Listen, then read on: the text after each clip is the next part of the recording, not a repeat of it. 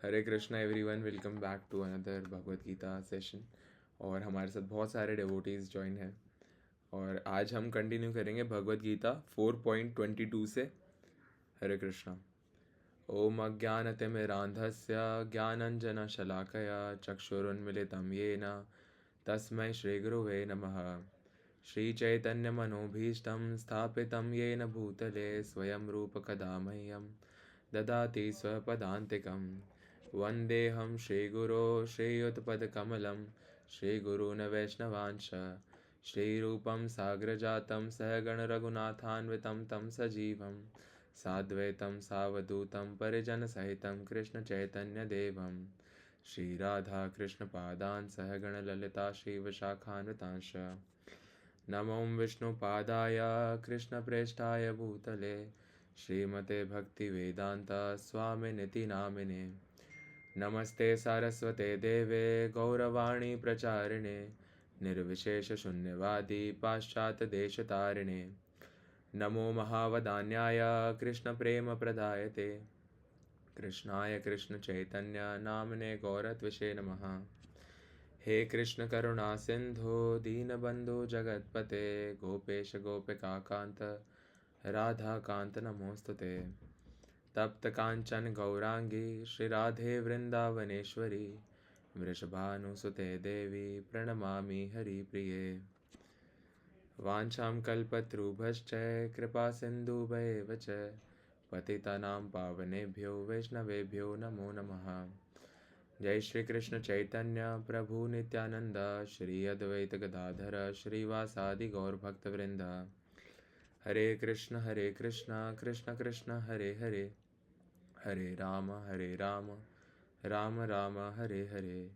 हरे कृष्ण कृष्ण कृष्ण हरे हरे हरे राम राम राम हरे हरे। हरे कृष्ण कृष्ण कृष्ण हरे हरे हरे राम राम राम हरे हरे। हरे कृष्णा। अब मैं screen present कर देता हूँ, आप एक बार थम्स अप कर देना अगर आपको स्क्रीन विजिबल है तो। ठीक है, तो 22 से पढ़ना है हमें आज। कौन पढ़ना चाहेगा श्लोक?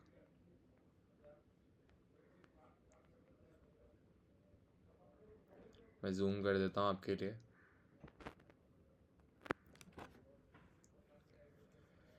तो पहला श्लोक मैं पढ़ता हूँ, फिर आप भी आगे पार्टिसिपेट करिए। किसी को भी पढ़ना हो तो वो हैंड रेस करके बता सकते हैं अगर उनको पढ़ना है तो। ठीक है। हरे कृष्णा। तो अभी तक हमने क्या पढ़ा था उसका थोड़ा सा मैं आपको रिकैप भी दे देता हूँ। हम अभी पढ़ रहे हैं दिव्य ज्ञान। एकदम स्टार्टिंग में इस चैप्टर के हमने ये सीखा था कि जो भगवत गीता का ज्ञान है वो श्री कृष्ण से शुरू होता है और आपको गुरु शिष्य परंपरा के द्वारा ही पता चलता है। तो सबसे पहले श्री कृष्ण ने ये नॉलेज दी थी सूर्य भगवान को, सूर्य देव को।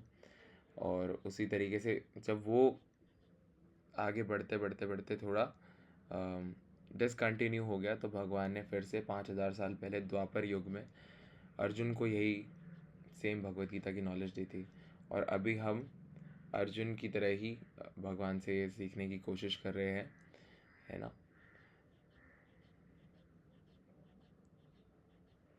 चलिए, और भी हमने काफ़ी सारी चीज़ें देखी थी, है ना। तो आप प्रीवियस जो सेशंस है वो यूट्यूब पे अवेलेबल है, उनको देख सकते हो, या फिर आप खुद भी उठा के थोड़ा भगवत गीता रीड कर सकते हो। आपको बहुत स्ट्रेट फॉरवर्ड है, बहुत सरल भाषा में लिखा है, आपको बहुत इजीली समझ आ जाएगा। हरे कृष्णा।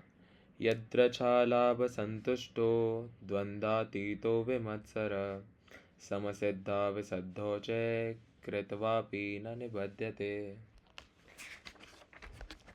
भगवान कह रहे हैं कि जो स्वतः होने वाले लाभ से संतुष्ट रहता है, जो द्वंद्व से मुक्त है और ईर्ष्या नहीं करता, जो सफलता तथा असफलता दोनों में स्थिर रहता है, वह कर्म करता हुआ भी कभी बंधता नहीं। क्या बात कही गई है यहाँ पे कि जितना मिल रहा है उसमें संतुष्ट रहना और डुअलिटीज से मुक्त रहना। जो हमें लगता है ना हर वक्त ये अच्छा है, ये बुरा है, अरे ये कमी रह गई, है ना, या फिर ये इससे बेहतर है ना।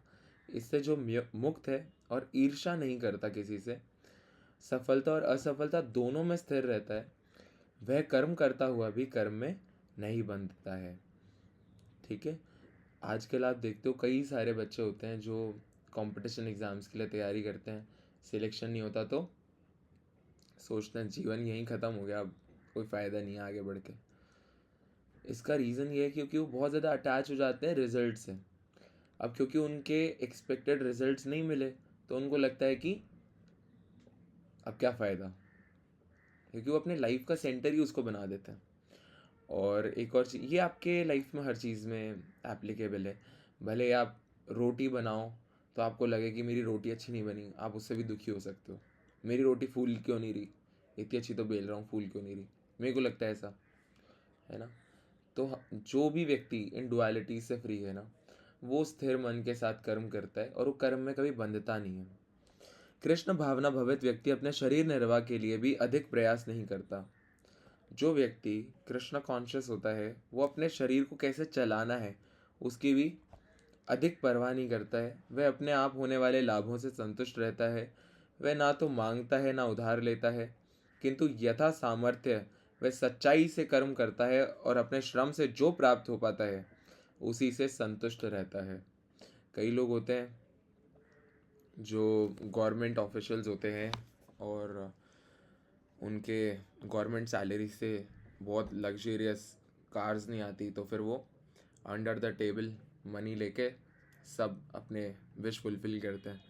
लेकिन जो व्यक्ति कृष्ण भावना भवित होता है, कृष्णा कॉन्शियस होता है, वो संतुष्ट रहता है हर बात से। जितना भगवान ने दिया है उसमें वो संतुष्ट रहता है, साथ ही कोई अधर्म कार्य नहीं करता पैसे कमाने के लिए, है ना। अतः वह अपनी जीविका के विषय में स्वतंत्र रहता है। वह अन्य किसी की सेवा करके कृष्ण भावनामृत संबंधी अपनी सेवा में व्यवधान नहीं आने देता। वो अन्य किसी की सेवा करके अपने कृष्ण भावनामृत में, जब वो कृष्ण की सेवा कर रहा है उसमें वो कोई रुकावट नहीं आने देता है। किंतु भगवान की सेवा के लिए वह संसार की द्वैतता से विचलित हुए बिना कोई भी कर्म कर सकता है। और भगवान की सेवा के लिए वो संसार की जितनी भी डुअलिटीज़ है उसमें विचलित हुए बिना कोई भी कर्म कर सकता है भगवान के लिए। संसार की ये द्वैतता गर्मी सर्दी अथवा सुख दुख के रूप में अनुभव की जाती है। कृष्ण भावना भवित व्यक्ति द्वैतता से परे रहता है, क्योंकि कृष्ण को प्रसन्न करने के लिए वह कोई भी कर्म करने में झिझकता नहीं। अतः वह सफलता तथा असफलता दोनों में ही समभाव रहता है। ये लक्षण तभी दिखते हैं जब कोई दिव्य ज्ञान में पूर्णतः स्थित हो। ये लक्षण कब दिखते हैं? जब कोई कृष्ण भावनामृत में एकदम स्थित हो चुका है। उसको वो केवल ऐसा नहीं सोचता कि I am not this body, बोलता नहीं है, वो एक्चुअली उसको मानता है कि I am not this body. फिर जितना भी इस बॉडी से बन पाता है वो भगवान की सेवा में लगा रहता है। और भगवान की सेवा में जो भी करना पड़ जाए, क्या क्या एग्जाम्पल हो सकते हैं इसके लिए। देखिए, जन्माष्टमी में जब सेवा होती है मंदिर में, तब 12-12 घंटे या 24-24 घंटे बिना बैठे मंदिर में कुछ भक्त सेवा करते हैं और एक बूंद पानी की नहीं पीते। कई बार होता है कॉन्टिन्यूस बोलना पड़े बहुत, लेकिन बीच में पानी पीने की ज़रूरत महसूस नहीं होती है। हरे कृष्णा दिव्या जी।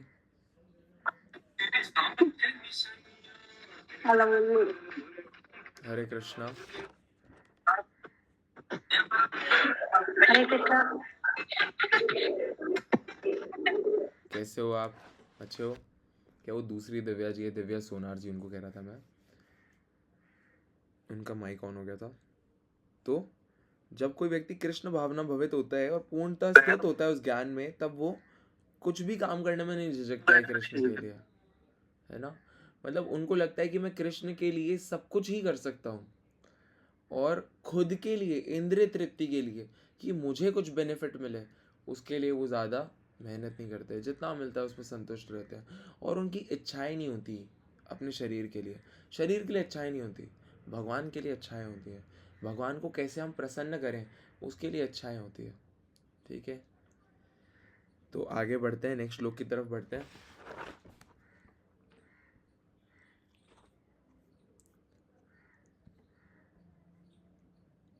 हरे कृष्णा। कौन पढ़ेगा?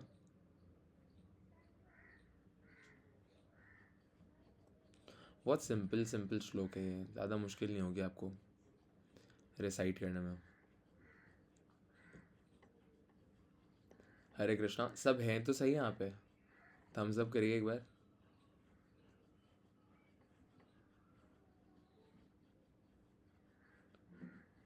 ठीक है ठीक है। मैं पढ़ूँ प्रभु जी? हाँ दिव्या जी आप पढ़िए, बहुत अच्छा। यही 4.23 वाला। हाँ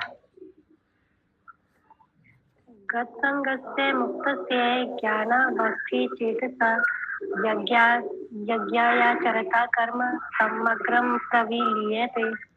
बहुत अच्छा बहुत अच्छा।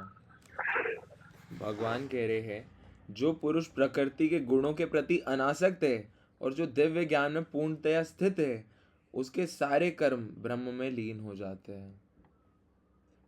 देखिए हमने कई बार डिस्कशन किया है, the law of nature says if you are doing something good you will get good reaction, if you are doing something bad you will get bad reaction, but whatever you are doing for Krishna nothing good or bad will come, no good no bad। कुछ अगर क्या होता है ना कि कई लोग कहते हैं कि ये भी भगवान का ही काम है, किसी गरीब को रोटी खिलाना ये भी भगवान का ही काम है ना।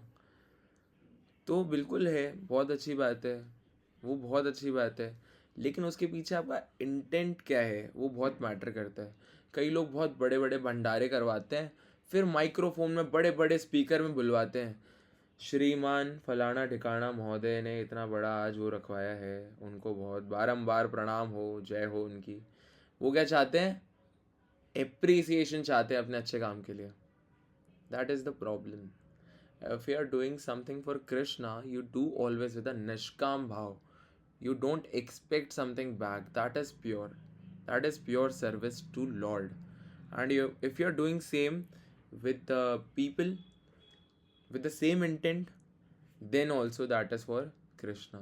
लेकिन अगर आप खुद की इंद्रिय तृप्ति करना चाहते हो, आप सुनना चाहते हो अरे मेरी और प्रशंसा मुझे सुनने को मिले कि मैं कितना महान अमीर धनवान धनाढ़ व्यक्ति हूँ, तो वो बहुत ही गलत है। अब गलत तो क्या है, उससे आपको अच्छी बात है, लेकिन आपको फिर अकॉर्डिंगली आप कर्म के बंधन में हो फिर। लेकिन यहाँ पे ये बताया गया है जो पुरुष प्रकृति के गुणों के प्रति अनासक्त है और जो दिव्य ज्ञान में पूर्णतया स्थित है, उसके सारे कर्म ब्रह्म में लीन हो जाते हैं, कृष्ण को अर्पित हो जाते हैं। पूर्ण रूपेण कृष्ण भावना भवित होने पर मनुष्य समस्त द्वंद्वों से मुक्त हो जाता है और इस तरह भौतिक गुणों के कलमश से भी मुक्त हो जाता है। वह इसलिए मुक्त हो जाता है क्योंकि वह कृष्ण के साथ अपने संबंध की स्वाभाविक स्थिति को जानता है। फलस्वरूप उसका चित्त कृष्ण भावनामृत से विचलित नहीं होता। अतएव वह जो कुछ भी करता है वह आदि विष्णु कृष्ण के लिए होता है। अतः उसका सारा कर्म यज्ञ रूप होता है, क्योंकि यज्ञ का उद्देश्य परम पुरुष विष्णु अर्थात कृष्ण को प्रसन्न करना है। ऐसे यज्ञमय कर्म का फल निश्चय ही ब्रह्म में विलीन हो जाता है और मनुष्य को कोई भौतिक फल नहीं भोगना पड़ता है। तो देखिए ये बहुत इम्पोर्टेंट श्लोक है, इसका मीनिंग बहुत बहुत इम्पोर्टेंट है और उसको हम हमारी लाइफ में कैसे प्रैक्टिस कर सकते हैं वो और ज़्यादा इम्पोर्टेंट है। अगर आप कुछ अच्छा करते हो या कुछ बुरा करते हो अपनी बॉडी के लिए बिना कृष्ण को याद रखते हुए और बिना कृष्ण की नॉलेज के, तो सिंपल रोटी खाने जैसा सिंपल काम भी आपको इस भूलोक से बांधता है। गुण का अर्थ हमने माता जी वाले रीडिंग सेशन में पढ़ा था अभी रिसेंटली। गुण का एक और अर्थ होता है रस्सी। तो जो तीनों गुण हैं, सतोगुण रजोगुण और तमोगुण, वो आपके हाथों और पैरों को बहुत टाइटली बांधते हैं इस दुनिया में। आप और ज़्यादा इंटैंगल होते जाते हैं, ठीक है। इसलिए हमें सेंस ग्रैटिफिकेशन के लिए कर्म ना करते हुए हमें कर्म करना चाहिए कृष्ण के लिए। कैसे करें? कैसे करें? हमेशा कृष्ण को याद रखिए। जब भी आप कर्म करते हैं तो आप सोचिए कि कृष्ण को आप उसमें कैसे जोड़ें अपने कर्मों में, है ना। अगर आप किसी से बात भी करें तो उसको दो बात कृष्ण की ही बता दीजिए, है ना। कीर्तन, कीर्तन के दो अर्थ होते हैं। एक होता है कीर्तन इंस्ट्रूमेंट के साथ जब हम कीर्तन करते हैं, एक होता है आपने भगवान की कुछ भी बात सुनी, श्रवण किया, उसी बात को आपने जाके 4 लोगों को सुना दिया, वो कीर्तन कहलाता है। श्रवणम कीर्तनम, ये भक्ति में आगे बढ़ने के पहले 2 अहम प्रोसेसेस हैं जो आपको प्रैक्टिस करना चाहिए। तो श्रवण कीर्तन करने से हमें इतनी आध्यात्म में प्रगति होती है, जितना आप भगवान के बारे में सुनेंगे ना उतना ज़्यादा आप भगवान से अटैच हो जाएंगे, जितना सुनेंगे। इसलिए तो हम सेशन ज्वाइन करके भगवान के बारे में सुनते हैं, भगवान की वाणी सुनते हैं, और उससे हमें और ज़्यादा क्या होता है, हमारी कॉन्शियसनेस प्योर होती है, कृष्णा कॉन्शियस बनते हैं हम। तो यहाँ पे यही बताया गया है कि जो भी कर्म करिए वो कृष्ण के लिए करिए। तो कैसे कर सकते हैं? अगर आप नौकरी करते हो, पैसे कमाते हो, तो आप पैसे कमाइए कृष्ण भावना भवित परिवार की सेवा में। भक्तों की सेवा, भगवान की सेवा। तो आपका इंटेंशन बहुत मैटर करता है, आप भगवान को कितना याद करते हो। अगर कोई फॉर्मेलिटी के लिए चांटिंग कर रहा है कि ठीक है चांटिंग कर लेते हैं, तो उसको फ़ायदा ज़रूर मिलता है नाम जपने का, लेकिन अगर कोई भगवान के नाम को मन से जपता है तो उसको बहुत बहुत पूरा फ़ायदा मिलता है भगवान के नाम जप करने का। तो उसी तरीके से हमें समझना चाहिए कि हमें बहुत ज़्यादा अटैच नहीं होना चाहिए मटेरियल ऑब्जेक्ट से। और जितना आप पढ़ते हैं, जितना आप भगवान को जानते हैं ना, आपको कुछ नहीं करना पड़ेगा। भगवान इतने अट्रैक्टिव हैं कि अपने आप ही बाकी अट्रैक्शंस छूट जाएंगे और कृष्ण के प्रति अट्रैक्शन बढ़ जाएगा। नेक्स्ट श्लोक पढ़ते हैं।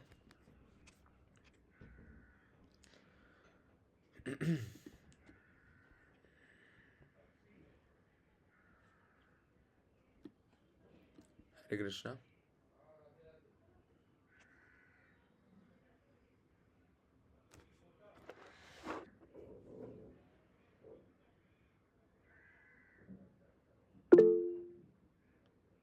हरे कृष्णा। रिया जी पढ़िए।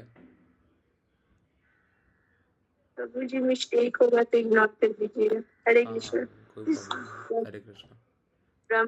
पुनर्ब्रह्मा हवि ब्रह्मा गनु ब्रह्मा मानो हुतं ब्रह्मा मायिव तेन गन्तव्यं ब्रह्मा कर्म समाधिना। बहुत अच्छा, बहुत अच्छा। तो बाकी सब भी ट्राई करिए ना। बहुत अच्छा रिया माता जी। क्या होता है कि आप ट्राई करेंगे ना तो आपका आइस ब्रेक हो जाएगी इस सेशन की, आपका भी इंटरेक्शन बढ़ जाएगा। वैसे तो मैं जानता हूँ सभी बहुत अच्छे से इंटरेक्ट करते हैं, और अगर कोई पहली बार सेशन ज्वाइन कर रहा है तो वो रुकिए ना, लास्ट में हम डिस्कशन करते हैं सेशन के एकदम लास्ट में। तो आपको और एक दूसरे को, वैष्णव संघ में बाकी डिवोटीज़ को जानने का भी थोड़ा मौका मिलेगा। तो आपको लेफ़्ट आउट फील नहीं होगा, क्योंकि कुछ काफ़ी सारे को मैं जानता हूँ ऑलरेडी। दिव्या जी को मैं जानता हूँ, रिया जी को जानता हूँ, प्रियंका जी, मीनाक्षी जी, नेहा जी, है ना। ऐसे अभी तो इतने ही दिख रहे हैं इसलिए इतने के नाम ले रहा हूँ, ऐसे कोई नहीं बोलेगा। Okay no problem. ऐसे कोई नहीं बोलेगा कि प्रभु जी हमारा नाम नहीं लेते, हम नहीं दिखते क्या। अभी सामने कम लोग दिख रहे हैं मुझे, इसलिए। चलिए, यहाँ पे ऐसा लिखा है, जो व्यक्ति कृष्ण भावनामृत में पूर्णतया लीन रहता है उसे अपने आध्यात्मिक कर्मों के योगदान के कारण अवश्य ही भगवत धाम की प्राप्ति होती है, क्योंकि उसमें हवन आध्यात्मिक होता है और हवि भी आध्यात्मिक होता है। यहाँ इसका वर्णन किया गया है कि किस प्रकार कृष्ण भावना भवित कर्म करते हुए अंतोगत्वा आध्यात्मिक लक्ष्य प्राप्त होता है। कृष्ण भावनामृत विषयक विविध कर्म होते हैं जिनका वर्णन अगले श्लोकों में किया गया है, किंतु इस श्लोक में तो केवल कृष्ण भावनामृत का सिद्धांत वर्णित है। भौतिक कलमश से ग्रस्त बद्ध जीव को भौतिक वातावरण में ही कार्य करना पड़ता है, किंतु फिर भी उसे ऐसे वातावरण से निकलना ही होगा। जिस विधि से वह ऐसे वातावरण से बाहर निकल सकता है वह कृष्ण भावनामृत है। अब देखिए कितना मुश्किल है हमारे लिए, अगर कोई भी इंसान जिसको हम बिना भगवान की नॉलेज के बता दें कि इस मटेरियल वर्ल्ड में जो भी करोगे तुम और ज़्यादा बंधते जाओगे भौतिक बंधन से, तो वो सोचेगा फिर मैं क्या करूँ, अच्छा करने से भी बंध रहा हूँ, मैं बुरा करने से भी बंध रहा हूँ, तो मुझे आखिर क्या करना चाहिए। तो इसका आंसर यहाँ पे दिया हुआ है कि जो व्यक्ति कृष्ण भावनामृत में पूर्णतया लीन रहता है तो उसके कर्म भी क्या होते हैं, आध्यात्मिक कर्म होते हैं। उसके कारण उसका भौतिक बंधन नहीं होता है और अंतो गत्वा लास्ट एट लास्ट वो भगवान के धाम चले जाते हैं। उदाहरण के लिए यदि कोई रोगी दूध की बनी वस्तुओं के अधिक खाने से पेट की गड़बड़ी से ग्रस्त हो जाता है तो उसे दही दिया जाता है, जो दूध ही से बनी अन्य वस्तु है। भौतिकता में ग्रस्त बद्ध जीव का उपचार कृष्ण भावनामृत के द्वारा ही किया जा सकता है, जो यहाँ गीता में दिया हुआ है। यह विधि यज्ञ या विष्णु या कृष्ण को प्रसन्न करने के लिए किए गए कार्य कहलाती है। तो कार्य तो करना है, जैसे कितना अच्छा एग्जाम्पल है, कितना ब्यूटीफुल एग्जाम्पल है कि अगर किसी को दूध के लिए मना होता है तो उनको दही के लिए हाँ होता है। ऐसा होता है, एक्चुअली मेरे साथ भी हुआ है ऐसा। दही की तासीर शायद गर्म होती है, दूध की तासीर गर्म होती है, छाछ की ठंडी होती है। तो मेरे को जॉन्डिस हो गया तो मैंने बहुत छाछ पी थी, बहुत छाछ। दूध उसमें नहीं पी सकते, छाछ खूब पिलाते हैं, है ना।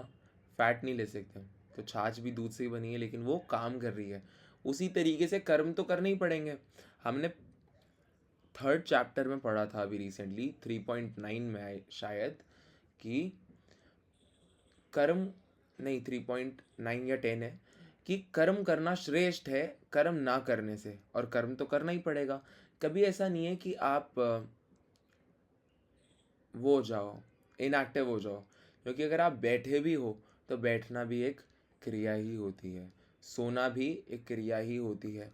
कुछ ना करते हुए भी हम कुछ ना कुछ तो कर ही रहे हैं। तो इसलिए कर्म करना कर्म ना करने से श्रेष्ठ है। भगवान खुद कहते हैं कर्म तो तुम्हें करना ही है, जीवन निर्वाह करने के लिए भी कर्म तो करना ही पड़ेगा। भगवान तुम्हें रोटी देंगे, लेकिन गस्सा तोड़ के मुंह तक तो तुम्हें ले जाना पड़ेगा। कहीं ना कहीं तो तुम्हें कर्म करना ही है। ये मुझे प्रहलाद जी ने कहा था। बहुत कृपालु है भगवान, आपको सब कुछ प्रोवाइड करते हैं, है ना। तो यह विधि या यज्ञ कृष्ण को प्रसन्न करने के लिए किए गए कार्य होते हैं। तो जब हम कृष्ण को प्रसन्न करने के लिए कोई भी कार्य करते हैं तो हमारा भौतिक बंधन नहीं होता है। एक तरीके से हमने दही खाया, दूध नहीं खाया। समझ गए आप इस एग्जाम्पल से? मतलब कर्म किया खुद के लिए नहीं, कृष्ण के लिए कर्म किया। जैसे हमने प्रसाद बनाया, बहुत अच्छा फूड बनाया, और उसको पहले भगवान को ऑफर कर दिया। फिर भगवान इतने कृपालु हैं कि हमें खाने की अनुमति देते हैं कि अब तुम खा लो, मैंने भोग लगा दिया, अब आप खा लीजिए। तो उसको जब हम खाएंगे तो हम भगवान की, क्योंकि से प्रायोरिटी कौन है? भगवान है। तो फिर हमारा बंधन नहीं बनता है ना इस भौतिक जगत से। भौतिक जगत के जितने ही अधिक कार्य कृष्ण भावनामृत में या केवल विष्णु के लिए किए जाते हैं, पूर्ण तल्लीनता से वातावरण उतना ही अधिक आध्यात्मिक बनता रहता है। ब्रह्म शब्द का अर्थ है आध्यात्मिक। भगवान आध्यात्मिक है और उनके दिव्य शरीर की किरणें ब्रह्म ज्योति कहलाती है। यही उनका आध्यात्मिक तेज है। प्रत्येक वस्तु इसी ब्रह्म ज्योति में स्थित रहती है, किंतु जब ये ज्योति माया या इंद्रिय तृप्ति द्वारा आच्छादित हो जाती है तो ये भौतिक ज्योति कहलाती है। यह भौतिक आवरण कृष्ण भावनामृत द्वारा तुरंत हटाया जा सकता है। अतएव कृष्ण भावनामृत के लिए अर्पित हवि, ग्रहणकर्ता, हवन, होता तथा फल, ये सब मिलकर ब्रह्म या परम सत्य है। माया द्वारा आच्छादित परम सत्य पदार्थ कहलाता है।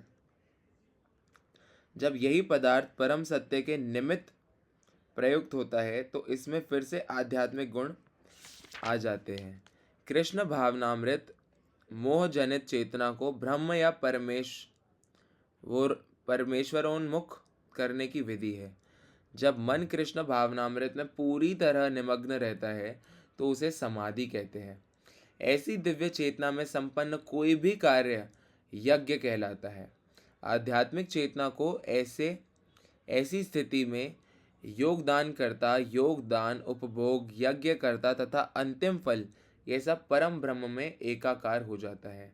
यही कृष्ण भावनामृत की विधि है।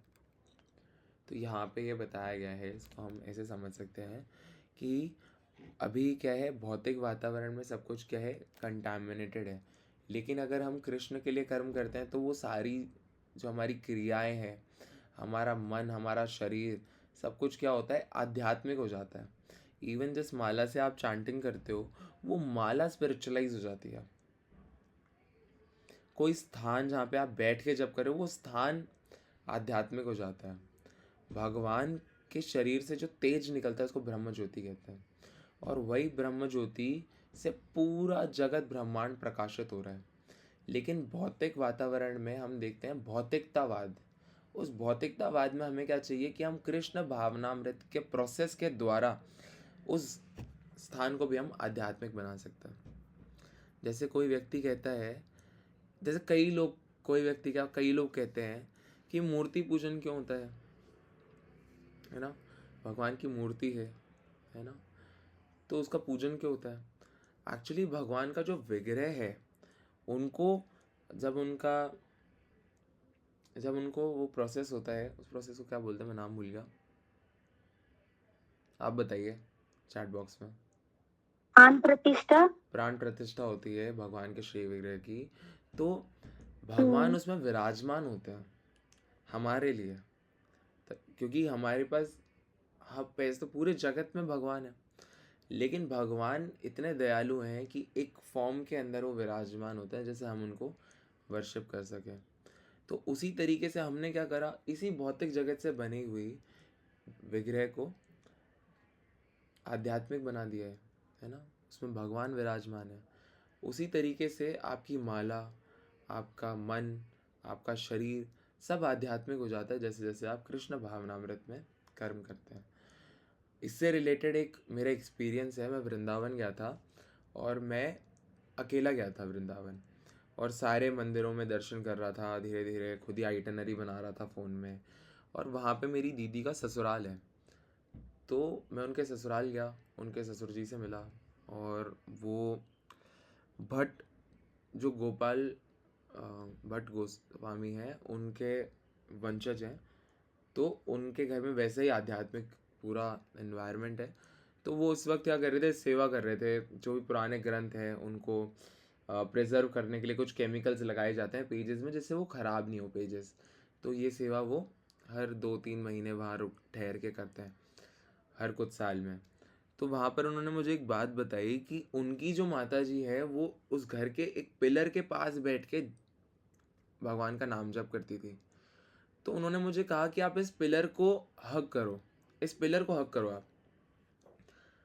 तो ये तो बहुत अजीब लगा कि इस पिलर को हग करने से क्या होगा, लेकिन उन्होंने कहा कि आप करो तो सही, और मैंने हग करा। ऐसा लग रहा था उस पिलर के अंदर प्राण है, वो पिलर जीवित लग रहा था वो पिलर। तो मैं एकदम से ऐसे हो गया कि क्या, मतलब कुछ ऊर्जा आ रही है उसके अंदर से बहुत ज़्यादा स्ट्रांग।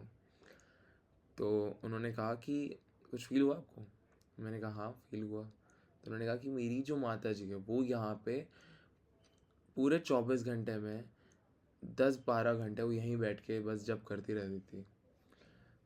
थोड़ा घर का काम किया, यहाँ बैठ के जब करने लग गई, थोड़ा कुछ काम किया, यहाँ बैठ के जब करने लग गई। तो इसलिए ये स्पिरिचुअलाइज हो गए। तो आपकी जो माला भी है ना वो स्पिरिचुअलाइज हो जाती है। ध्रुव महाराज इसका एक एग्जाम्पल है। ध्रुव महाराज जब भगवान के धाम जाते हैं तो वो शरीर छोड़ के नहीं जाते, वो उसी शरीर के साथ चले जाते हैं, क्योंकि वो इतने भगवान में लीन हो गए थे कि उनका शरीर ही आध्यात्मिक हो गया है, वो उसमें भौतिकता रही नहीं है ना, तो स्पिरिचुअलाइज हो जाता है। सिमिलरली प्रसादम हम खाते हैं, तो प्रसादम क्या होता है, स्पिरिचुअलाइज्ड फूड होता है वो। और आप नॉर्मली कुछ भी उठाया बिना भगवान को याद करे खा लिया तो क्या होगा, गुण जो है रस्सियाँ आपको टाइट बांध देती है यहाँ से। इसलिए प्रसाद खाना बहुत अच्छा है, वो आपके केवल भगवान की सेवा नहीं है बल्कि आपकी कॉन्शियसनेस को भी बहुत ज़्यादा बढ़ाता है। अगर हम भगवान का प्रसाद खाते, अगर कोई व्यक्ति बिना जाने, अगर आपके पास प्रसाद है, आपने किसी नास्तिक को प्रसाद खिला दिया, उसके अंदर आस्था आ जाएगी। ये प्रसाद की महिमा है ना। तो वही इसमें बताया गया है। चलिए नेक्स्ट श्लोक की तरफ बढ़ते हैं।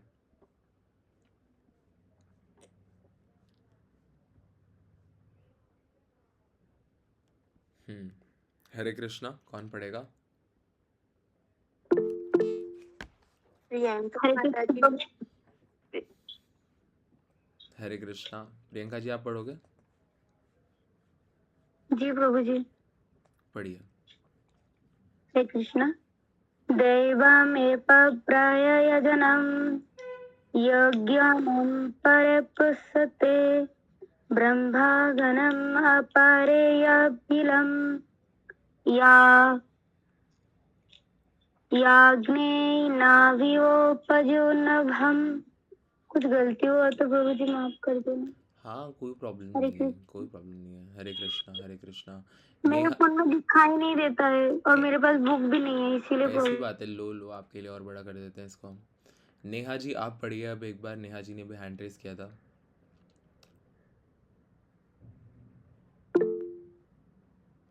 पढ़िए। माइक माइक ऑन करना पड़ेगा आपको। सॉरी प्रभु जी। हरे कृष्णा। हरे कृष्णा। पढ़ूं? पढ़िए। दैवमेवापरे यज्ञं योगिना पूर्यपासते ब्रह्मा ज्ञान वापरे यज्ञम यज्ञने वोपपूजा होती।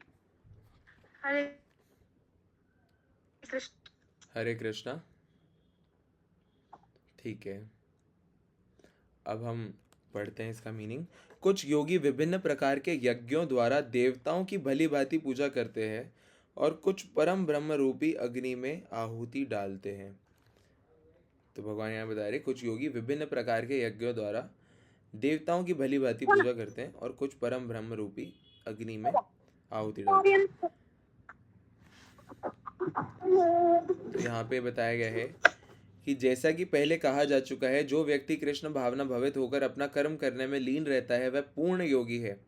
किंतु ऐसे भी मनुष्य हैं जो देवताओं की पूजा करने के लिए यज्ञ करते हैं और कुछ परम ब्रह्म या परमेश्वर के निराकार स्वरूप के लिए यज्ञ करते हैं। इस तरह यज्ञ की अनेक कोटियां हैं। विभिन्न यज्ञकर्ताओं द्वारा संपन्न यज्ञ की ये कोटियां केवल ब्राह्म वर्गीगण है। वस्तुतः यज्ञ का अर्थ है भगवान विष्णु को प्रसन्न करना और विष्णु को यज्ञ भी कहते हैं। विभिन्न प्रकार के यज्ञों को दो श्रेणियों में रखा जा सकता है। सांसारिक द्रव्यों के लिए यज्ञ, द्रव्यज्ञ तथा दिव्य ज्ञान के लिए किए गए यज्ञ, ज्ञान यज्ञ। तो यज्ञ की दो श्रेणियां यहाँ पे बताई गई है। साथ ही यहाँ पे ये बताया गया है कई सारे लोग क्या करते हैं, देवताओं की पूजा करने के लिए यज्ञ करते हैं। बल्कि यज्ञ किस लिए, यज्ञ का जो एक्चुअल मीनिंग है वो है भगवान विष्णु को प्रसन्न करना। और कई लोग क्या करते हैं, भगवान के निराकार रूप को, है ना। देखिए शंकराचार्य जो है उन्होंने निराकारवादी का इम्पर्सनलिज्म का प्रचार किया था कि भगवान का स्वरूप जो है निराकार है, जो कि एक्चुअल में सच नहीं है। देखिए भगवान शब्द का अर्थ क्या होता है, जो सर्व विख्यात हो, सर्व धनवान हो, सर्व सुंदर हो, सर्व शक्तिमान हो। तो एक निराकार रूप के लिए एप्लीकेबल नहीं है ये बातें। किसी को एक पर्सन होना पड़ेगा, एक आइडेंटिटी उस व्यक्ति की होनी चाहिए। अगर कोई सर्वशक्तिमान है तो उसकी कोई आइडेंटिटी होगी। और अगर हम ये समझ सकते हैं कि being a atomic soul, being a living entity, हमारी भी एक आइडेंटिटी है, तो हमारे पिता की भी एक आइडेंटिटी होगी। इससे ये पता चलता है कृष्ण का निराकार रूप तो केवल उनकी ब्रह्म ज्योति है। समझ गए आप। भगवान को हम तीन तरह से समझ सकते हैं ना, एक परम भगवान श्री कृष्ण, एक सर्वव्यापी कृष्ण, एक परमात्मा रूपी हृदय में विराजमान कृष्ण। तो आप ऐसे ऐसे स्टेज वाइज भगवान को समझते हैं।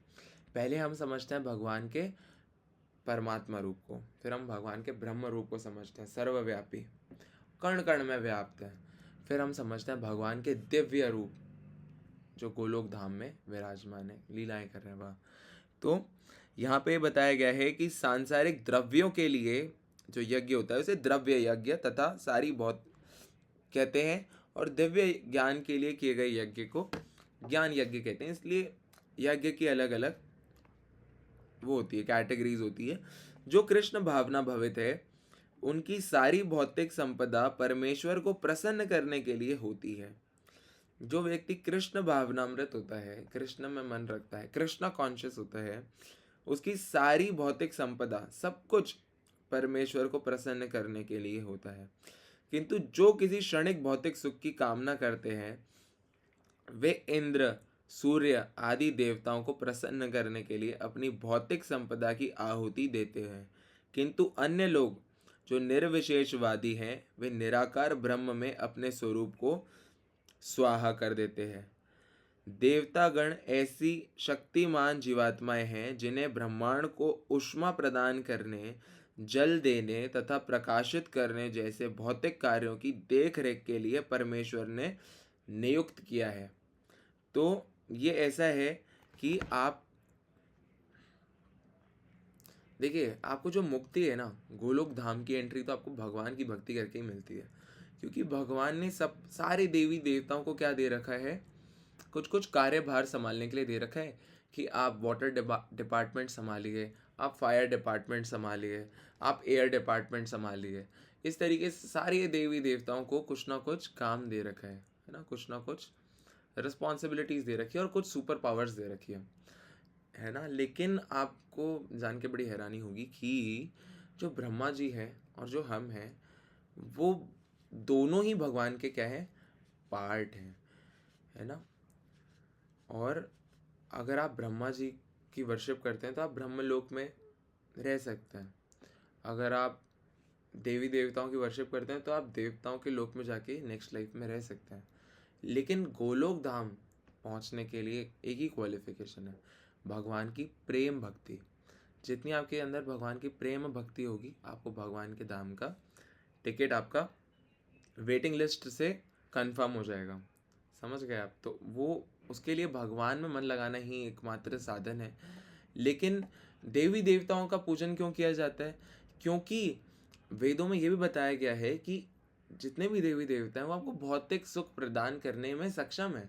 अगर आप हनुमान जी से नहीं, अगर आप सूर्य भगवान से प्रे करते हो कि आप मुझे निरोगी काया दीजिए, कि मैं निरोगी रहूं, पूरे जितने भी साल जीऊं 100 साल तक, लेकिन मैं रोग रहित रहूं, मुझे डिजीज ना हो, तो वो कर सकते हैं इतना आपके लिए। लेकिन क्या वो आपको नेक्स्ट लाइफ में कुत्ता बिल्ली बनने से बचा सकता है? नहीं बचा सकता। केवल भगवान ही ये डिक्लेयर कर सकते हैं कि सर्वधर्मान परित्यज्य मामेकम शरणम व्रज अहम त्वम सर्व पापेभ्यो मोक्षेभ्यो, है ना। मतलब भगवान कहते हैं कि तुम मेरी शरण में आओगे तो मैं तुम्हें सारे पापों से मुक्त कर दूंगा। लेकिन सूर्यदेव ये डिक्लेयर नहीं कर सकते, कोई भी नहीं कर सकता। और जितना हम भौतिकता में कर्म करते हैं ना इस भव बंधन में, उतना ही बंधते जाते हैं, जो हमने अभी जाना। तो लोग देवी देवताओं का पूजन क्यों किया जाता है? भौतिक इच्छाओं को पूरा करने के लिए। पैसा चाहिए तो लक्ष्मी लॉकेट पहन लेते हैं, कुबेर लॉकेट, अंगूठियां पहन लेते हैं 10-15। तो वो किसी ना किसी इंद्रिय तृप्ति के कारण से किया जाता है। ठीक है, यहाँ पे ये बताया गया है कि जिन्हें ब्रह्मांड को ऊष्मा, मतलब ये सारी रिस्पॉन्सिबिलिटीज के लिए देवी देवताओं को नियुक्त किया जाता है। जो लोग भौतिक लाभ चाहते हैं वे वैदिक अनुष्ठानों के अनुसार विविध देवताओं की पूजा करते हैं। जो क्या चाहते हैं? भौतिक लाभ चाहते हैं, मटेरियलिस्टिक डिजायर्स फुलफिल करने के लिए। ऐसे लोग भविष्यवादी कहलाते हैं। किंतु जो लोग परम सत्य के निर्गुण स्वरूप की पूजा करते हैं और देवताओं के स्वरूप को अनित्य मानते हैं वे ब्रह्म की अग्नि में अपने आप की ही आहुति दे देते हैं और इस प्रकार ब्रह्म के अस्तित्व में अपने अस्तित्व को समाप्त कर देते हैं। ऐसे निर्विशेषवादी परमेश्वर की दिव्य प्रकृति को समझने के लिए दार्शनिक चिंतन में अपना सारा समय लगाते हैं। दूसरे शब्दों में सकाम कर्मी भौतिक सुख के लिए अपनी भौतिक संपत्ति का यजन करते हैं, किंतु निर्विशेषवादी परम ब्रह्म में लीन होने के लिए अपनी भौतिक उपाधियों का यजन करते हैं। निर्विशेषवादी के लिए यज्ञाग्नि ही परम ब्रह्म है, जिसमें आत्मस्वरूप का विलय ही आहुति है। किंतु अर्जुन जैसा कृष्ण भावना भवित व्यक्ति कृष्ण को प्रसन्न करने के लिए सर्वस्व अर्पित कर देता है।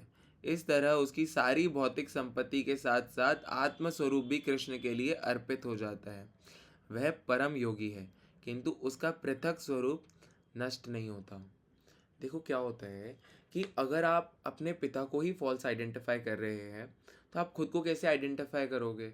इसलिए यहाँ पर ये बताया गया है जो लोग भगवान के ब्रह्म स्वरूप निराकार रूप का पूजन करते हैं तो और उससे आगे ये नहीं समझ पाते हैं भगवान के दिव्य स्वरूप को, तो वो भगवान की ब्रह्म ज्योति में लीन हो जाते हैं।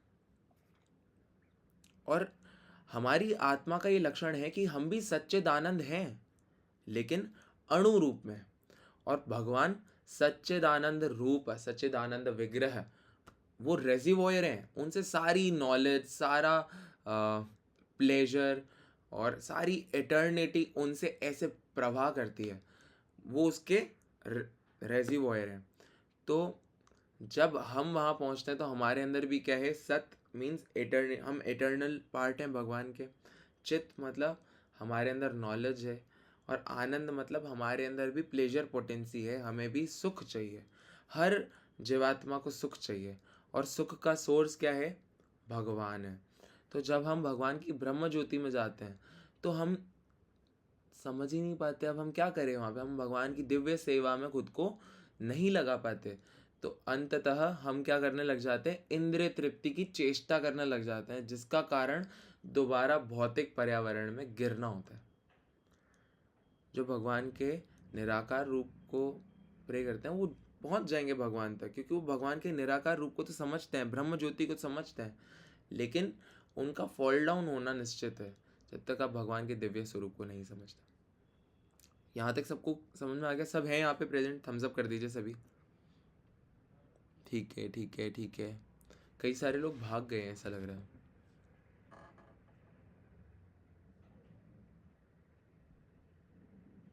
ठीक है, चलिए बहुत अच्छा है।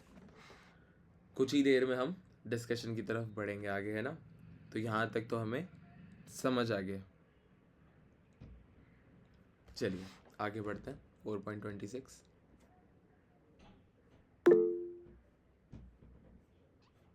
हरे कृष्णा आर्यन प्रभु, मैंने प्रेजेंट कर दिया है, आप पढ़ सकते हो। हरे कृष्ण प्रभु जी। हरे कृष्णा।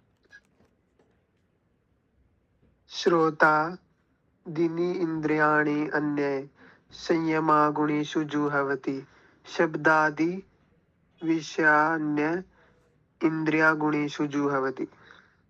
हरे कृष्ण। हरे कृष्णा, बहुत अच्छा, बहुत अच्छा प्रभु। इनमें से कुछ विशुद्ध ब्रह्मचारी श्रवणादि क्रियाओं तथा इंद्रियों को मन की नियंत्रण रूपी अग्नि में स्वाहा कर देते हैं, और दूसरे लोग नियमित गृहस्थ इंद्रिय विषयों को इंद्रियों की अग्नि में स्वाहा कर देते हैं। मानव जीवन के चारों आश्रमों के सदस्य ब्रह्मचारी, गृहस्थ, वानप्रस्थ तथा सन्यासी पूर्ण योगी बनने के निमित्त हैं। देखिए, 4 आश्रम सभी को पता है वर्णाश्रम में। थम्स अप करिए। किसी को डाउट तो नहीं है इसमें? किसी को भी डाउट हो तो थम्स डाउन कर सकते हैं। ब्रह्मचारी, देन गृहस्था, वानप्रस्थ, देन सन्यास। ठीक है, सबको पता है। तो ये चारों जो आश्रम हैं वो पूर्ण योगी बनने के निमित्त हैं। और यहाँ पे हमें पता चलेगा निमित्त का मतलब होता है कि वो all meant to become perfect yogi, है ना। सब परफेक्ट योगी बनने के रास्ते में ऐसा। ठीक है, तो यहाँ पे बताया गया है मानव जीवन पशुओं की भांति इंद्रिय तृप्ति के लिए नहीं बना है, अतएव मानव जीवन के चारों आश्रम इस प्रकार व्यवस्थित हैं कि मनुष्य आध्यात्मिक जीवन में पूर्णता प्राप्त कर सके। ब्रह्मचारी या शिष्यगण प्रामाणिक गुरु की देखरेख में इंद्रिय तृप्ति से दूर रहकर मन को वश में करते हैं। बहुत बहुत बहुत इंपॉर्टेंट वर्स है ये, तो इसका जो तात्पर्य है वो भी बहुत ज़्यादा इम्पॉर्टेंट है, क्योंकि यहाँ पे बताया गया है कि वाई दिस आश्रम system is created by Krishna. देखिए, अगर छोटे बच्चों के ऊपर कोई रोक टोक नहीं हो, आजकल बहुत छोटे छोटे बच्चे हैं ना, सारी गलत चीज़ें देखते हैं मूवीज़ के अंदर, फ़ोन के अंदर, तो उनकी इंद्रियां संयमित नहीं हो पाती है। और जब टाइम आता है उनके गृहस्थ में आने का, तब ऑलरेडी उनके सेंसेस कंट्रोल नहीं है।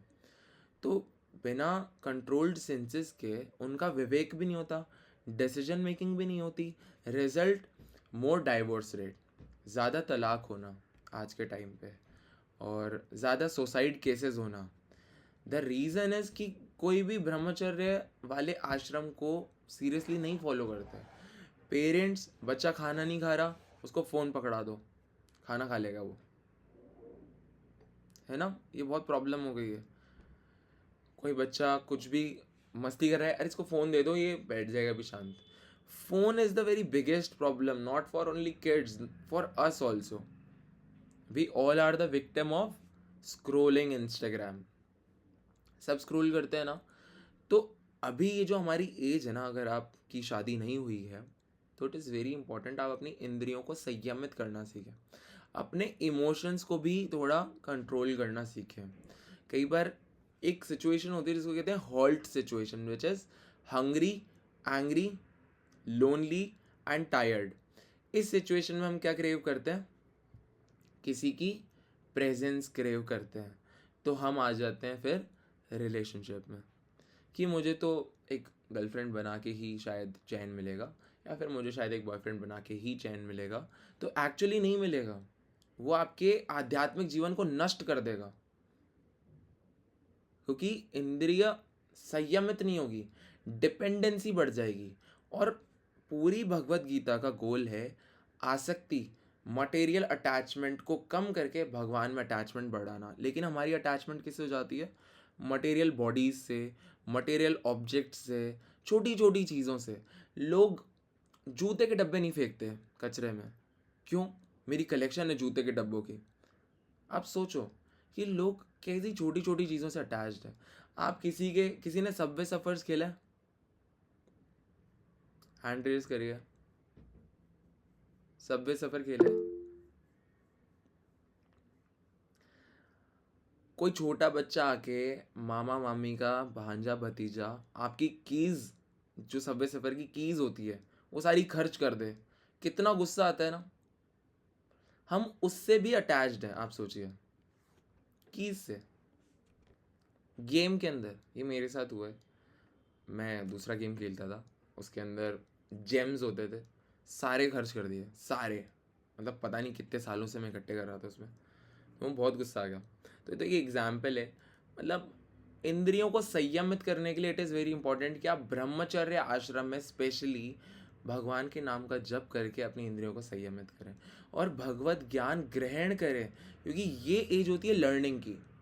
आप देखो जो बूढ़े लोग होते हैं ना, उनका स्मरण शक्ति बहुत कम होता है। छोटे बच्चे बड़ी जल्दी कैच करते हैं चीज़ों को, है ना। टिल द एज ऑफ 25 आप लर्न करने के लिए आपका माइंड एकदम रेडी है। कोरा कागज़ है ना। कोरा कागज़ में आप लिखो कुछ भी। लेकिन अगर बड़े हो गए, पूरे कोरे कागज़ में लकीरें हैं बहुत सारे, अब उसमें जगह ही नहीं बची कहीं भगवान के ज्ञान को डालने की, तो नहीं है पॉसिबल। इसलिए ब्रह्मचर्य आश्रम, वैसे तो सारे आश्रम बहुत इंपॉर्टेंट है, लेकिन मोस्ट इंपॉर्टेंट होते हैं ब्रह्मचर्य और संन्यास। और कलयुग में संन्यास रिकमेंडेड नहीं है चैतन्य महाप्रभु के द्वारा, क्योंकि संन्यास के लिए आपको जो परिस्थिति चाहिए वो है ही नहीं कलयुग में। ठीक है। तो यहाँ पे बताया गया है कि ब्रह्मचारी या शिष्यगण प्रामाणिक गुरु की देख रेख में इंद्रिय तृप्ति से दूर रहकर मन को वश में करते हैं। मन को वश में करके क्या होगा? आगे के जो आश्रम है, गृहस्थ या फिर वानप्रस्थ या सन्यास, अब वो डिसीजन लेने के लिए रेडी हैं। अब वो प्रिपेयर्ड है। होता है ना, कोई बिल्डिंग बनती है तो उसका फाउंडेशन स्ट्रांग होगा तभी तो वो बिल्डिंग स्ट्रांग खड़ी रहेगी, भले कुछ भी आ जाए, भूकंप आ जाए, कुछ भी हो जाए। उसी तरीके से ये जो हमारा लाइफ है, उसमें सबसे अर्ली डेज होते हैं आपके फाउंडेशन के। अगर आपने फाउंडेशन अच्छी स्ट्रांग बना ली, अब आप बिल्कुल भी नहीं डगमगाओगे, भले कितनी हार्श से हार्श सिचुएशन हो जाए। हाँ बिल्कुल ऐसा होता है। बच्चे तो बच्चे ही होते हैं, बिल्कुल बहुत बदमाश होते हैं।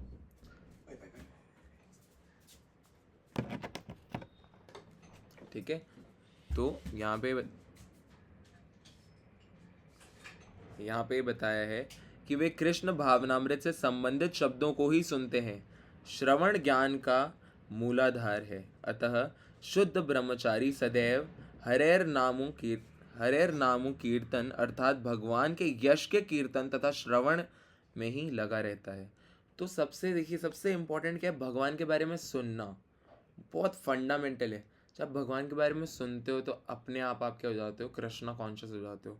सिंपली बाय लिसनिंग आप कृष्ण भावनामृत हो जाते हो। वह सांसारिक शब्द ध्वनियों से दूर रहता है और उसकी श्रवणेंद्रियां हरे कृष्ण की आध्यात्मिक ध्वनि को सुनने में ही लगी रहती है। इसी प्रकार से गृहस्थ भी, जिन्हें इंद्रिय तृप्ति की सीमित छूट है, बड़े ही संयम से इन कार्यों को पूरा करते हैं। यौन जीवन, माद क्रद्रव्य सेवन और मांसाहार मानव समाज की सामान्य प्रवृत्तियां हैं, किंतु संयमित गृहस्थ कभी भी यौन जीवन तथा अन्य इंद्रिय तृप्ति के कार्यों में अनियंत्रित रूप से प्रवृत्त नहीं होता। इसी उद्देश्य से प्रत्येक सभ्य मानव समाज में धर्म विवाह का प्रचलन है। समझ गए आप? तो छोटे बच्चों को अगर रोक टोक नहीं हो तो वो बहुत सारी चॉकलेट खा लेंगे, लेकिन जो समझदार मैच्योर इंसान है वो एक चॉकलेट खाएगा, वो बोलेगा मेरा हो गया और नहीं खाऊंगा, मैं शुगर इनटेक कम करता हूँ। लेकिन छोटे बच्चों के आगे आप 10 गुलाब जामुन रखो, 10 खा जाएंगे, 20 रखोगे 20 खा जाएंगे, फिर रोएंगे, पेट में दर्द हो रहा है। क्यों? क्योंकि उनके अंदर अभी वो संयमित शक्ति नहीं है कि वो अपनी इंद्रियों को संयमित रखें, लेकिन एक बड़े मैच्योर इंसान के पास वो शक्ति होती है। तो ये चीज़ें ना बहुत ज़्यादा इम्पॉर्टेंट है आध्यात्म के लेवल पे, क्योंकि ये मन बहुत बड़ा शत्रु है हमारा। ये तो बहुत बड़े से बड़े योगियों को भी फॉल डाउन करने पे मजबूर कर देता है। इसलिए ये जो ब्रह्मचर्य वाली एज होती है ना, स्टूडेंट लाइफ, वो होती है ट्रेन करने की अपने माइंड को। अनासक्त यौन जीवन भी एक प्रकार का यज्ञ है, क्योंकि संयमित गृहस्थ उच्चतर दिव्य जीवन के लिए अपनी इंद्रिय तृप्ति की प्रवृत्ति की आहुति कर देता है। तो जो व्यक्ति गृहस्थ में है और उनकी जो सेक्स लाइफ है वो रेगुलेटेड है, तो वो भी एक तरह का क्या है, यज्ञ है, क्योंकि उन्होंने क्या करा, उसको रेगुलेट कर दिया, अपनी इच्छाओं को भगवान को अर्पित कर दिया। तो ये भी बहुत ज़रूरी है ना। और यहाँ पे आपने देखा कि मानव समाज की प्रवृत्ति क्या होती है, मदिरा सेवन, मांस खाना, ये प्रवृत्ति होती है हमारे अंदर, है कहीं ना कहीं, बहुत सूक्ष्म लेवल पे है, बहुत छोटा है, लेकिन वो बैड एसोसिएशन से क्या होता है, एकदम से सामने प्रकाशित हो जाता है। इसलिए हमें क्या चाहिए, हमेशा हमारी एसोसिएशन कैसी हो, अच्छी हो। ठीक है? तो बहुत सारे लोग यहाँ बैठे हैं, होपफुली सभी सुन रहे होंगे। आप बीच बीच में थम्स अप कर सकते हो, ऐसे पार्टी पॉपर भेज सकते हो, हंसी वाला इमोजी भेज सकते हो, जिससे पता रहे कि आप यहाँ पे बैठे हो। हंसी वाला इमोजी भेज सकते हो का मतलब ये नहीं कि तुरंत भेज दो। ठीक है? चलिए नेक्स्ट श्लोक की तरफ पढ़ते हैं। हंसी वाला इमोजी भेज दे तो मेरे को लगता है कि भाई क्यों हंस रहे हो आप, क्या हो गया। चलिए नेक्स्ट श्लोक पढ़ते हैं। अच्छा, अब टाइम हो गए तो अब हम श्लोक डिस्कशन यहाँ पे रोक देते हैं, और क्योंकि ये खोल ही लिया है तो इसको लास्ट पढ़ लेते हैं। कौन पढ़ेगा वो हैंड रेज कर सकते हैं। हाँ, नेहा जी पढ़िए। हरे कृष्णा। हरे कृष्ण। सर्वाणि इंद्रिय कर्माणि प्राण कर्माणि चापरे आत्म संयम योगदान्य जो होती ज्ञान। हरे कृष्ण। हरे कृष्णा। बहुत अच्छा। यहाँ पे बताया गया है, दूसरे जो मन तथा इंद्रियों को वश में करके आत्म साक्षात्कार करना चाहते हैं, संपूर्ण इंद्रियों तथा प्राणवायु के कार्यों को संयमित मन रूपी अग्नि में आहुति कर देते हैं। ठीक है? तो यहाँ पे है ना थोड़ा सा चीज़ों को वो करा गया है, वो होता है ना हिंदी में एक अलंकार होता है जिसमें हम कंपेयर करते हैं। तो यहाँ पे किसको किससे कंपेयर किया गया है वो मैं बताता हूँ आपको। संपूर्ण इंद्रियों तथा प्राणवायु को के कार्यों को संयमित मन रूपी अग्नि में आहुति कर देता है। तो इस मन में ही सब कुछ है। देखो, जानवर जो होता है ना, जानवर के पास ये संयमित शक्ति नहीं होती है, उनके अंदर नेचुरल एक्ट करने की प्रवृत्ति होती है। लेकिन हम ज्ञान के बाद चीज़ों को रेस्ट्रिक्ट कर सकते हैं। हमें अगर पता चलता है ये चीज़ मेरे लिए अच्छी नहीं है, भले ही उसमें कितना भी प्लेजर हो, आप उसको ना करना चूज कर सकते हो। ये मानव शक्ति है। आप किसी कुत्ते के आगे हड्डी फेंक दो और उसको बोलो आज एकादशी है मत खाना, बहुत समझाना उसको कि नहीं नहीं आज एकादशी है, अरे आज एकादशी है, वो तो खा लेगा, उसको क्या पड़ा है एकादशी से। लेकिन हमें हमें इंद्रिय संयमित रखने की शक्ति है, तो वो शक्ति इसलिए दी गई है जिससे आप इंद्रियों को संयम करके अपने मन को भगवान में लगाइए और अपने कर्मों को प्योर कीजिए, भगवान की सेवा में ही सारे कर्म कीजिए। तो यहाँ पे ये बताया गया है कि मन रूपी अग्नि में आहुति कर देता है, मतलब मन के मन में ही उसको रख लेता है, मन ही मन में चीज़ों को कंट्रोल करके सही तरह से जीवन जीता है। यहाँ पर पतंजलि द्वारा सूत्रबद्ध योग पद्धति का निर्देश है। पतंजलि कृत योग सूत्र में आत्मा को प्रत्यज्ञात्मा तथा परागात्मा कहा गया है। जब तक जीवात्मा इंद्रिय भोग में आसक्त रहता है तब तक वह परागात्मा कहलाता है, और जो ही वह इंद्रिय भोग से विरत हो जाता है तो वह प्रत्यज्ञात्मा कहलाने लगता है। तो यहाँ पे दो टर्म्स है, परागात्मा और प्रत्यगात्मा, और वो किसके लिए यूज़ हुई है मैं ये बताता हूँ। अभिलाषा जी रुक जाइए, थोड़ा अपनी उंगलियों का आराम दीजिए। कि जो व्यक्ति इंद्रिय भोग में लगा हुआ है ना, आसक्त रहता है, अटैच्ड रहता है, वो व्यक्ति प्रत्यगात्मा कहलाने लगता है। लेकिन जो व्यक्ति नहीं, परागात्मा कहलाता है, जो आसक्त रहता है और जो इंद्रिय भोग से विरत हो जाता है उसको क्या कहा जाता है, प्रत्यगात्मा कहा जाता है। तो ये दो टर्म्स है। जीवात्मा के शरीर में 10 प्रकार के वायु कार्यशील रहते हैं और इसे श्वास प्रक्रिया प्राणायाम द्वारा जाना जाता है। पतंजलि की योग पद्धति बताती है कि किस तरह शरीर के वायु के कार्यों को तकनीकी उपाय से नियंत्रित किया जाए, जिससे अंततः वायु के सभी आंतरिक कार्य आत्मा को भौतिक आसक्ति से शुद्ध करने में सहायक बन जाएं। इस योग पद्धति के अनुसार प्रत्यगात्मा ही चरम उद्देश्य है। यह प्रत्यगात्मा पदार्थ की क्रियाओं में से प्राप्त की जाती है। इंद्रियां इंद्रिय विषयों से प्रतिक्रिया करती है, यथा कान सुनने के लिए, आँख देखने के लिए, नाक सूंघने के लिए, जीभ स्वाद लेने के लिए, हाथ स्पर्श के लिए, और ये सब इंद्रियां मिलकर आत्मा से बाहर के कार्यों में लगी रहती है। यही कार्य प्राणवायु के व्यापार क्रियाएं हैं। अपान वायु नीचे की ओर जाती है, व्यान वायु से संकोच तथा प्रसार होता है, समान वायु से संतुलन बना रहता है, और उदान वायु ऊपर की ओर जाती है। और जब मनुष्य प्रबुद्ध हो जाता है तो वह इन सभी वायुओं को आत्म साक्षात्कार की खोज में लगाता है। तो यहाँ पे बताया गया है कि हमारे 2 तरह की कंडीशंस बताई गई है, और वो 2 तरह की कंडीशंस ये है कि अगर आप बहुत ज़्यादा अटैच्ड हो मटेरियल ऑब्जेक्ट से तो क्या होता है, आप परागात्मा कहलाते हो, वो स्टेज एक टर्म है। और अगर आप उनसे विरत हो जाते हो, डिटैच्ड हो जाते हो, तो आप प्रत्यागात्मा कहलाते हो। लेकिन यहाँ पे एक और चीज़ बताइए, 10 प्रकार की वायु है जिनको प्राणायाम के द्वारा सांसों को कंट्रोल करने की कुछ प्रोसेसेस के द्वारा उनको कंट्रोल किया जाता है, और अलग अलग वायु आपको अलग अलग तरह के चीज़ों को प्रैक्टिस करने में हेल्प करती है। तो जैसे जो संयमित शक्ति होती है ना, संयम करने की शक्ति, वो यहाँ पर बताया गया है कि अपान वायु नीचे की ओर जाती है और व्यान वायु से संकोच तथा प्रसार होता है। मतलब एक तरह की वायु अपने अंदर ही होती है जो हमें क्या करती है, संकोच करने में। जैसे कुछ गलत करने से पहले संकोच होता है ना, ये करना चाहिए नहीं करना चाहिए, एकादशी के दिन मैं जल डालूं नहीं डालूं तुलसी में, इस तरह के संकोच होते हैं, वो उस वायु से आते हैं।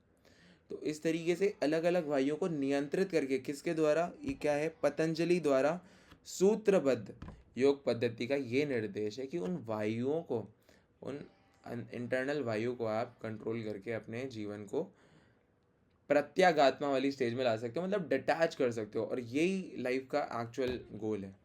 ठीक है, लेकिन ये श्लोक बहुत ज़्यादा कॉम्प्लिकेटेड था जानना, बहुत सारी नई नई टर्म्स थी इसके अंदर, लेकिन इससे अब हम अपनी लाइफ में कैसे इम्प्लीमेंट करें? देखिए, हमारे लिए लाइफ में इम्प्लीमेंट करने के लिए क्या योग पद्धति है कि आपको भगवान के नाम का संकीर्तन करना है। हरे कृष्णा संकीर्तन यज्ञ, जो कि चैतन्य महाप्रभु द्वारा 500 साल पहले बताया गया है। उससे क्या होता है ना, केवल भगवान के नाम की दिव्य ध्वनि से, उसको बार बार सुनने से आपका मन भगवान में लगने लगता है और बाकी जो मटेरियल ऑब्जेक्ट्स हैं उनसे विरत हो जाता है, ऑटोमेटिक हो जाता है। आपको उसमें कुछ भी दिमाग नहीं लगाना है, क्योंकि जो कलियुगी जीव हैं वो बहुत ज़्यादा मूर्ख हैं, एक्चुअली बहुत ज़्यादा। क्योंकि देखिए, हमारी एक तो जो लाइफ स्पैन है वो बहुत छोटी है, साथ ही हमारा स्मरण शक्ति और रामचरितमानस अवधि में लिखी हुई है, स्टिल हम उसको समझ नहीं सकते बिना ट्रांसलेशन पढ़े। तो हमारे लिए बहुत ज़्यादा अध्ययन करने के लिए ना तो हमारे लाइफ स्पैन हमें अलाउ करता है। तो भगवान चैतन्य महाप्रभु ने हमें दिया है संकीर्तन यज्ञ। तुम संकीर्तन यज्ञ करो और भगवान के धाम चले जाओ, simply by chanting and hearing. तो ये बहुत इंपॉर्टेंट है। इसलिए हमारे ग्रुप में, वैष्णव संघ में, सबसे इम्पॉर्टेंट जो सेशन होता है, इट इज़ हरे कृष्णा महामंत्र चैंटिंग सेशन। ठीक है, तो मैं कुछ नाम यहाँ पे देख पा रहा हूँ, उनको मैं इनवाइट करना चाहता हूँ सुबह चैंटिंग सेशन में। जैसे सूर्य जी और बाकी सब आते हैं, नहीं, सुमन सेन जी आप आ चुके हो लेकिन एक ही बार आए हो शायद, मुझे नाम याद हो जाते हैं आप सभी के। सृष्टि जी आप भी आ चुके हो लेकिन रेगुलर नहीं आ पा रहे हो, है ना। अनु जी आप भी आ चुके हो लेकिन रेगुलर नहीं आ पा रहे हो। आप चैंटिंग सेशन ज्वाइन करिए। रोशनी जी आप भी, है ना। शिखा जी आप भी आते हैं लेकिन रेगुलर नहीं आ पाते हैं कई बार। तो किसी रीज़न से नहीं आ पा रहे हो, कोई बात नहीं, आप 5:30 तक 6 बजे तक भी ज्वाइन करके 2 माला 3 माला जितनी आपकी कंप्लीट होती है चैंटिंग सेशन सुबह आप ज्वाइन करिए। उससे क्या है, आपकी एक अच्छी हैबिट बन जाएगी चैंटिंग करने की सुबह। अच्छा, ठीक है, कोई बात नहीं। आप है ना अपडेट कर सकते हो, ग्रुप में ही अपडेट कर दीजिए कि I won't be attending session because I am not feeling well. चलेगा, उससे हमें पता चलेगा कि आपका इंटरेस्ट है लेकिन आप आ नहीं पा रहे, है ना। कोई प्रॉब्लम नहीं, आप तबीयत का सबसे पहले सभी ध्यान रखिए। अब हम ओपन है डिस्कशन के लिए, तो हम डिस्कशन कर सकते हैं। हरे कृष्णा।